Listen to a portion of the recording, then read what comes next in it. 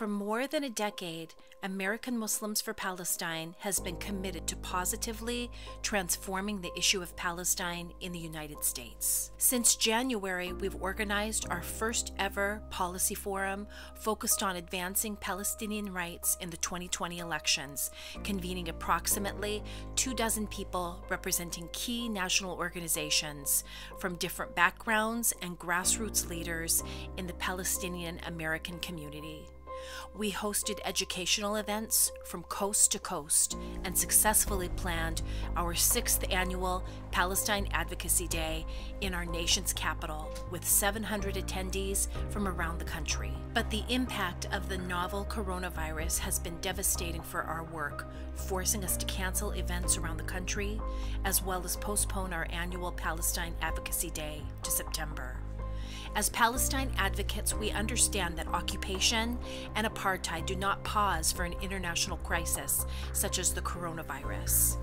Israel's illegal occupation and siege have made Palestinians even more vulnerable. Thanks in part to our activism, we have seen an unprecedented number of congressional leaders calling for aiding the Palestinian people, with 3 letters of support in March alone, signed by 68 representatives and 8 senators. The dynamics here in the U.S. are shifting in our favor. We were poised to achieve more this year and can't allow this latest crisis to shake our commitment. That is why we at AMP have doubled down on our efforts.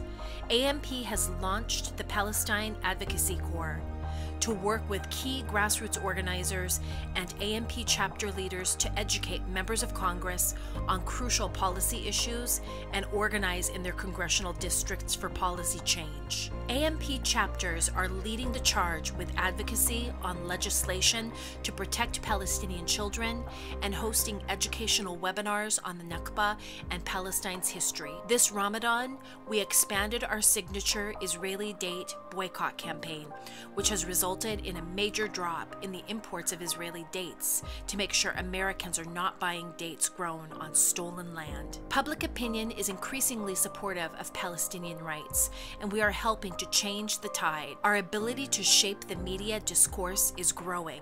We are winning BDS campaigns nationwide, and more members of Congress are boldly speaking out in support of Palestinian rights. While the challenges ahead remain great, we cannot afford to slow down now.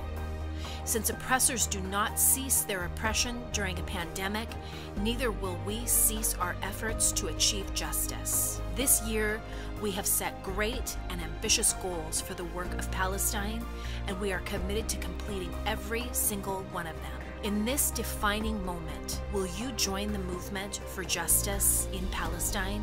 Help us fulfill our potential to empower Palestine here in the U.S.